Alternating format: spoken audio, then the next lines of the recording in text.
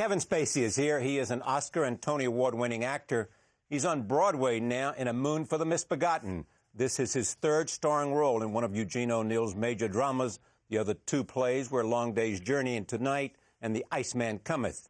Here is a look at his Jamie Tyrone. Now, how about another drink? You don't get me, Josie. You don't know, and I hope to God you never will know. There's always the aftermath that poisons you, and I don't want you to be poisoned, and I don't want to be poisoned myself. Not again, not tonight. There have been too many nights and dawns. I want tonight to be different. I want to know. Don't get in one of your queer spells now. Sir, I don't think you know what you want. Except another drink. Kevin is also the artistic director of the Old Vic in London, where this production originated. I am pleased to have him back at this table. Welcome. Thank you. Thanks for having me. Let's just talk about this play first. Tell me about it. And what time was it in his life? What was he saying? You know. Well, O'Neill had retreated to California, and he began to, for the first time in his life, write about his own experience, his family, his brother, his mother, his father. All of a sudden, that's his best stuff. Well, yeah, because I think before that, he'd been experimenting with a lot of different kinds of ways into plays and devices and masks and all sorts of stuff. And he wrote Long Day's Journey into Tonight, which was the story of his own family and himself. And then he wrote Iceman Cometh. But there was something about Long Day's Journey that bothered him. He always felt that he hadn't been entirely fair to his brother, who was Jamie Tyrone in that play, first appears in that play. And it nagged at him, and he finally decided to write Moon, which became the last play he wrote, about his brother and about an attempt to find a redemptive quality and an understanding of the person that he was. He was an alcoholic, drank for more than 25 years, was a failed actor, as he refers to him in the play, a ham. And he finally wrote it, and I think that even though neither Long Day's Journey or Moon were supposed to be released until 25 years after his death, his widow Carlotta decided to go against his wishes and ended up publishing them, and of course we have them now. Did he like them? Did he like A Moon for the Misbegotten? You know, it's hard to say whether he liked them. I think they were torturous, difficult, agonizing plays to write.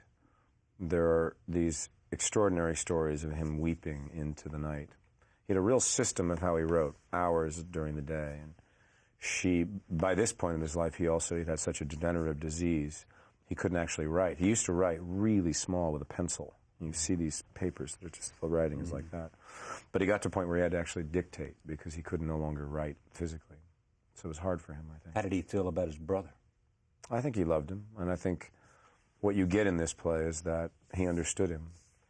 And I think the thing I admire most about O'Neill is I never feel that he judges his characters. You know, he presents them flaws and all, contradictions and all. I mean, these people are not in good shape. They have unbelievable demons. Both the characters in this play, which is a love story between Jamie and a girl who works on a farm named Josie Hogan, they both have their sense of self-loathing and can't seem to find a sense that they deserve to love anyone or that anyone could love them. And in this long night, they reveal these things to each other in a way that they've never been able to anyone else. But back to him, did this bring him the recognition that he desperately wanted? I think Long Day's Journey certainly did after his death. Iceman was produced in his lifetime, but it wasn't very successfully done. I mean, in fact, Moon was done, I think, in 3 productions in New York, and all of them were not perceived as good productions. And in fact, people blamed the play. It wasn't until '73 when Jose Quintero, who was at that point the definitive director of O'Neill, took it on with Jason Robards in the Jamie Tyrone role and Colleen Dewhurst in the Josie Hogan Pretty role. good casting, I would say. Casting. That it became suddenly known and appreciated as a great work. I once had Jason here on the stage, at this table, reading O'Neill. It was just unbelievable. At that, it was Zoe Caldwell was sitting with him. It was unbelievable. Well, he was the master. It's one of the reasons why I've avoided watching the film version of Moon, which they have, because I'm prone to impressions, and I have a feeling no kidding. that if I watched it, I might be stealing everything. You know? Well, I used to call him. We had the same birthday. Yes. I used to call him on his birthday, on our birthday. And I'd sing Happy Birthday to Us, and he'd go, oh, thanks, kid. That's terrific. Are you going to be known, you think, as much for O'Neill as you are for anything else you do or you will do? I mean, you're doing great things with the Old Vic. You got it rolling over there. You know, you wanted to do that at a certain time in your career. You wanted to go away and do something with a theater, produce as well as act and direct. I love being able to tackle the different work of a writer because there's so many parallels between the characters in Iceman and Longest Journey. And there's other O'Neill plays I'd love to tackle at some point. So I'm not done yet. Not Touch of the Poet is a play I'd like to. When did that come in his lifetime? That was earlier than these three. Well, all of them were earlier than these three, weren't they? Yeah. Yeah, these were the last three that he wrote. Did he think he was a great playwright? You know, I just did this documentary about Stanley Kramer, and I told this story, which is really the only way to answer this question. I was lucky enough to have met him and known him in the last years of his life, and he was in residence at the Motion Picture and Television Home in Los Angeles, and he was suffering from Alzheimer's, and I used to visit him quite often. The last time I saw him, it suddenly dawned on me that I'd never said to him what I wanted to say about his work. And before I left the room, I said, you know, Mr. Kramer, I just want to let you know that the work that you did, the films that you did, the subjects that you tackled, so many taboo subjects in America, your films will stand the test of time. You have influenced filmmakers for generations to come. And I started to get up, and he grabbed my hand. And it was the first time that, you know, I wasn't sure all the time that I was there whether he retained what I was saying. And he said to me, that's very kind of you to say. I just wish my films could have been better. And I thought, you know, you can be in your 80s, and you can have won Oscars, and you can have worked with the most extraordinary people, and have been an influence in an industry, and it's still not good enough. And I think that must be true for any real artist. It's just not good enough. They put the bar very high. Very high. And you should, you know. Otherwise, you're just showing up. Can you look at every performance you have done and say, it could have been better? Yep. Really? Oh, yeah. Especially in film. I mean, that's one of the great things I love about theater is that you go back night after night. Every night after night, you get to work on it. You get to work on it. It grows. It changes. It evolves. And especially when you've got, you know, look, I'm working with Eve Best every night, Colin Meaney every night. It's like playing an incredible game of tennis every night with a great player. Your game gets better. Who's directing this? Howard Davies, who did Iceman. How did you get Howard Davies to do this? Well, we had such a great experience on Iceman. We wanted to tackle this play. And I'm blessed to have worked with him, to have known him. He's a great, great director, and I think he very often doesn't get the credit he deserves because you don't notice his direction. That's how good it is. They say that about great actors, too. Is that true, you think? You can't see them acting? Well, I mean, look, you know, go look at Spencer Tracy, you know. The trick is you never caught him do it. And luckily he was appreciated in his time. You can see the acting, can't you? Someone who knows what you know can see the acting. No, but here's what I love. I love going and seeing a play or seeing a movie and disappearing to a world that they want to take me to, and not sitting there thinking, well, that's an interesting choice. Or, not looking at it clinically. Or even thinking, I could have done that better, you know, which is a lot of actors do when they go and see work. That's an interesting choice. I wouldn't have done that way. You know? Right. Take a look at this. This is where Jamie and Josie have a drink in the moonlight. Here it is. Let's sit down where the moon will be in our eyes and we'll see romance.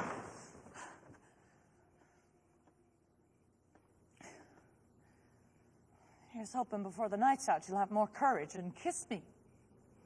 At least. That's a promise. Here's how.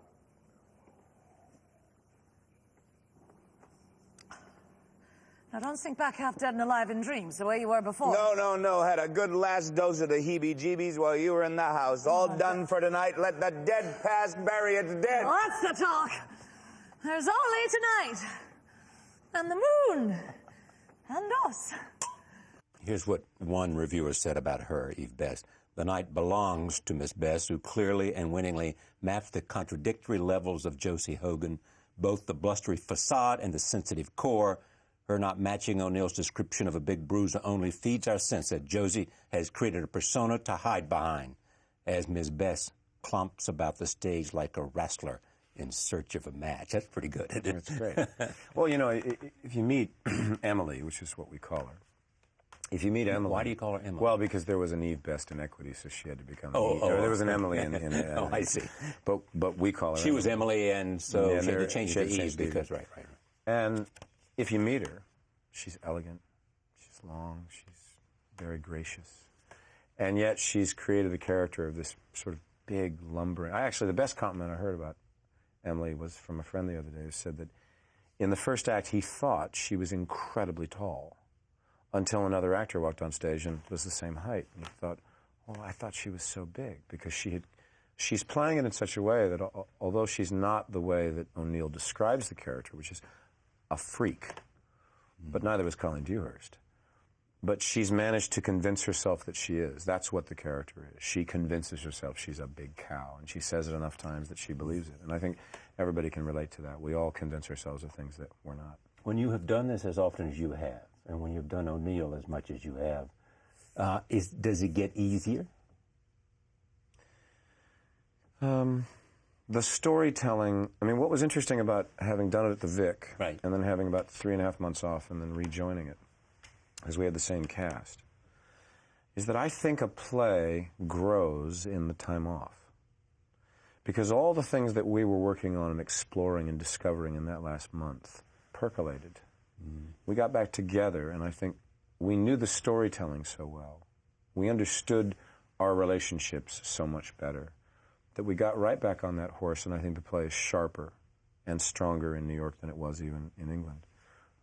I do love that aspect, that it continues to grow. It's not set in stone by any measure. Easier?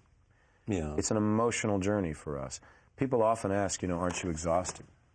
And the truth is, I feel the opposite. I feel exhilarated by it. The reason I thought I asked the question is that, I mean, here as a playwright, you know everything about him. You have read enough about him. You've thought about him enough. So you know where he was in his life. You know everything about him. And so now you're doing this. Does it become easier? Can you approach it differently? Or in some way, are you freed to be more creative? I think I am freed. I think when I first did Long Day's Journey, I read everything I could about O'Neill. And then when I did Iceman, I didn't read anything. And I didn't read much this time around. I think but you already know it. Well, I know it, but I think that it's in there somewhere. But I think that there's only one voice that I can listen to, and that's my director. And you've got to trust that vision and those ideas and the relationships that you have on stage. Then tell me what Howard Davies has done in your performance. Very often it is little tiny things that a director will say to you in the course of a rehearsal process or in the previews. Previews are critical for the developing of a performance, I think, because it is the first time that you're in front of an audience. You're learning what it's like to share the story. And I think that Howard has an ability to say, that's going too far. I think that there's a great thing about this part, too. The second that it starts to cross over the line into self-pity, you're dead. It's about self-loathing. It's about self-hatred. It's not someone saying, look at me, feel sorry for me. It's about someone saying, I don't deserve to be looked at all. And it was an interesting process in the first previews of where I would cross that line. Howard would have to bring me back and say, no, you're getting too emotional here. It's not right. You've got to keep it straight. Don't allow it to get sentimental. It's not about a person asking for pity. It's about a person saying, I don't deserve to be loved. But does that happen to you often? I mean, you got so many tools in your kit that directors have to, in a sense, pull you back a fair amount because you know how to do it. You know what to call on. So you need another voice that says... Oh, yeah, you need somebody, because also, I even though I try to see the whole thing, I'm not sitting out there seeing the whole thing. That's the person who is creating the arc of how the evening happens. And, it's an interesting... This has been an interesting experience because I would say that Column, for example, a great deal of the role of Josie's father in the play is to provide the humor in the play. It's very funny. And in fact, I think audiences are quite struck by how funny it is. They don't think of O'Neill thinking that O'Neill's going to be, you know, and it does get dark and serious. But Colm, I think, to a certain degree, will judge the play on laughs. And I judge the play on silence. This experience you're having at the Old Vic, is it changing you in any way in terms of how you see theater, movies, acting, what you want to do? Yeah, I think I'm so excited about the work that we have coming up over the next number of years. I'm delighted that some of the things that I talked about wanting to do when we first began, you know, I would often get letters from people saying, well, why did you go to London to do this? Why didn't you stay in the United States? Yeah. And not that people were accusing me of abandoning my own country, but I always wanted to start to create an alliance between New York and London, a stronger bridge, a cultural bridge between our two countries. I also felt that it's a great thing to have an international presence. And we just announced a couple of weeks ago that we're doing a brand new project that is called the Bridge Project. It's going to be an alliance with the Brooklyn Academy of Music, in which I got Sam Mendes, who is the director of American Beauty, yes, to commit to directing 2 classic plays in rep every year for the next 3 years. And they will start at BAM, play 8 weeks at BAM, go to the Old Vic, play 8 weeks at the Old Vic, and then go on to International City the first year in Milan. And we're talking to Russia, and we're talking to all kinds of other countries. Now, what makes it a unique project is that it's the first time in the history of the Equities that they have agreed to a 50-50 split between a British and American company. And it's a transatlantic company. First time I think it's ever been done. And for us to have a more permanent presence in New York, to align ourselves with BAM, who has not produced their own work since Cherry Orchard that Peter Brook did, I think, in '88. Yeah, right. It's a great move for them. It's a terrific thing for us to get Sam to commit for 6 plays over the next 3 years. And I think it's a big step for the Equities, because I believe that if you open up the flow of traffic, it will go in both directions. So I feel that the kind of sort of bigger scope of work, and I know that Sam wanted to challenge himself with classic work with great actors. I mean, Simon Russell Beale's going to do it, and Stephen Delaney's going to do it, and I'll probably do it in the 3rd year. But we don't know what plays yet, because I said to Sam, I just can't know what I'm going to do in 2010 right now. I just don't want to know. Yes. I feel that the work that we're doing there, I feel that the amount of educational stuff that we're doing, and in fact, we brought it all with us with Moon. I didn't just want to bring the play over. I wanted to bring our whole ethos over as a company. So we have student seats every night, same as we do at the Old Vic, for $25 if you're under 25. We do workshops twice a week with kids from all over the New York City schools. We're doing a UK-US exchange with a young writer, director, producer, and actor who have come over to work with professionals here. And we're doing a 24-hour plays for students in June, in which we're going to be auditioning all over the city. So the whole ethos of our company has come with us, and we're going to do that through the Bridge Project and through everything that we do. I mean, now The Entertainer is on stage in London with Robert Lindsay, and we're in discussions about bringing that to New York in the fall. So things are really, I think now, you know, we're really established. We're in the middle of our 3rd season, and I'm going to be there for another 8 or 9 years. Did Olivier do The Entertainer? He did. He actually, it was a landmark production, 1959, I think. It was the first time he'd done a sort of kitchen sink drama. He had been known for all the classic work, but I think that he was at a place in his life where he wanted to do something new. And this is the 50th anniversary production, and it's just been a tremendous hit for us. And Lindsay's great, and Pam Ferris is terrific in it. And so it's been an extraordinary journey of trying to build a company from the ground up, and it hasn't been easy. And we have to work very hard because we don't get any public funding, so we've got to raise all of our own dosh. And we're, you know, in fact, President Clinton helped you raise a bunch of money. Yeah, we raised money. We raised about $700,000 last week at a benefit here in New York, and the president was very kind to come and give a pretty uplifting speech about the work we're doing. Well, you're pals. Well, I support him, he supports me. That's the way it works, Charlie. I understand. You are voting for Hillary, aren't you? I understand. No, I want a yes or no. No. Well, you won't get it. Oh, you're so neutral, Charlie. So neutral.